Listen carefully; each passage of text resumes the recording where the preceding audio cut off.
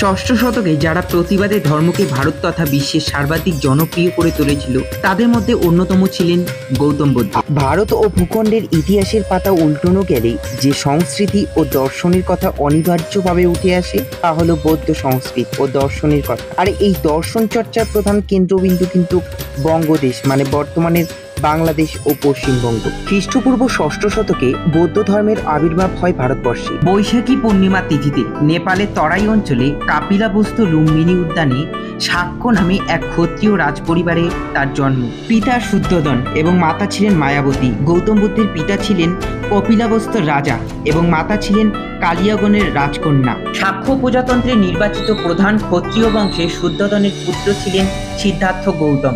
শাক্যদের প্রথা অনুসারে গর্ভাবস্থায় মায়াদেবী শ্বশুরবাড়ি থেকে পিতৃ রাজ্যে যাবার পথে আধুনা নেপালের তরাই অঞ্চলের অন্তর্গত লুম্বিনী গ্রামে এক শাল গাছের তলায় সিদ্ধার্থকে জন্ম দেয়। তার পিতা সিদ্ধার্থের জন্মের পঞ্চম দিন নামকরণের জন্য 8 জন ব্রাহ্মণকে আমন্ত্রণ জানান এবং শিশুর নাম রাখেন সিদ্ধার্থ। সিদ্ধার্থের নামের অর্থ হলো যিনি সিদ্ধি লাভ করেছেন। সিদ্ধার্থের জন্মের 7ম দিন মায়াদেবীর মৃত্যু হয়। অসিত নামে পর্বত দেশ থেকে আগত একজন সাধু নবজাত শিশুকে দেখে ভবিষ্যৎবাণী করেন যে এই শিশু অর্থাৎ সিদ্ধার্থ পরবর্তীকালে একজন রাজ চক্রবর্তী অথবা একজন সিদ্ধি সাধক হবেন। হয় একজন নামকরণ রাজা হবেন অথবা তিনি একজন বড় সাধক হবেন। সিদ্ধার্থের মায়ের মৃত্যুর পর তার মাসির কাছে সিদ্ধার্থ মানুষ হন।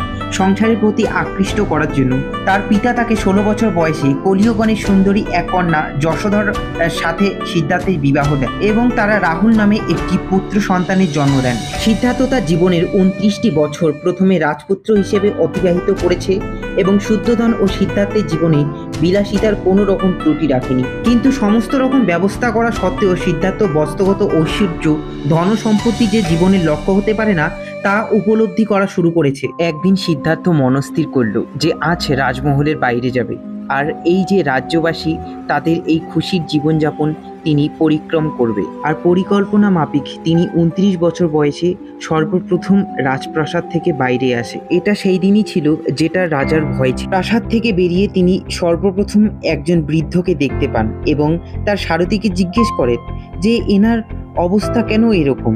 সারথী তার উত্তরে বলে যে মানব জীবনে সবাই একদিন বৃদ্ধ হয় আর সিদ্ধার্থ এটা প্রথম জানতে পারে। কিছুদূর এগিয়ে তিনি আবার একজন অসুস্থ ব্যক্তিকে দেখতে পায়। সারথীকে আবার জিজ্ঞেস করে। সারথী উত্তরে বলে মানব জীবনে অসুস্থতা হতেই থাকে, এটা একদমই স্বাভাবিক। সিদ্ধার্থর এই বিষয়গুলো একদমই অজানা ছিল। আরও কিছুদূর এগিয়ে শ্মশান যাত্রী দেখতে পায়। মৃত ব্যক্তিকে নিয়ে শ্মশানে যাচ্ছি। তার সংশয় মনে আবার জিজ্ঞেস করে সারথীকে। সারথী সিদ্ধার্থের উত্তরে আবার জানান মানব জীবনে মৃত্যু অনিবার্য, যার জন্ম হয়েছে তার মৃত্যু একদিন নিশ্চিত। আরও কিছু দূর এগিয়ে একজন সন্ন্যাসীকে দেখতে পায়। তিনি আবার সংশয় মনে জিজ্ঞেস করেন। সারথী সিদ্ধার্থের উত্তরে জানায় ইনি হচ্ছে সন্ন্যাসী, যারা সংসারের মোহমায়া ত্যাগ করে তারাই একদিন সন্ন্যাসী হয়। এরপর সেটাই ঘটে যেটা সিদ্ধার্থের বাবার ভয় ছিল। সিদ্ধার্থ এবার দুঃখের সাথে পরিচিতি। রাজ্য পরিক্রমা করে সিদ্ধার্থকে ভাবুক করে তোলে। তিনি এই বিলাসবহুল সংসার ত্যাগ করে স্বতন্ত্র আদর্শের পথে এগোতে থাকেন। তিনি সাংসারিক সমস্ত সুখ সুবিধা ত্যাগ করে তপস্বীর উদ্দেশ্যে বেরিয়ে পড়েন জঙ্গলের উদ্দেশ্যে। তিনি অনেক তপস্বীর থেকে দীক্ষা নিয়েছিলেন। তপস্বীরা যা যা করতে বলেছিল তিনি সেটাই করেছিলেন। কিন্তু সিদ্ধার্থের মনে অনেক সংশয়বোধ কাজ করছিল। যেটা জানার ইচ্ছে ছিল সেটা জানতে পারছিল না। তারপর তিনি এক অশ্বত্থ গাছের নিচে অনেক তপস্যা করেছিলেন আর সেটার ফল পেয়েছিল বৈশাখ পূর্ণিমা তিথিতে। মনে থাকা সব প্রশ্নের উত্তর তিনি পেয়েছিলেন সেই দিন। সাংসারিক জ্ঞান অর্জন করার পরে তখন থেকে সিদ্ধার্থ গৌতম বুদ্ধ হয়। আর যে অশ্বত্থ গাছ থেকে তিনি এই বোধ বা জ্ঞান অর্জন করেছিলেন সেই গাছ বৌদ্ধ বৃক্ষ নামে পরিচিতি পায়। আর সেই অশ্বত্থ গাছের নিচে তিনি 4 সপ্তাহ ধরে ধর্মের স্বরূপ চিন্তা করেন। আর এরপর বৌদ্ধ ধর্মের প্রচারের জন্য তিনি বেরিয়ে পড়েন।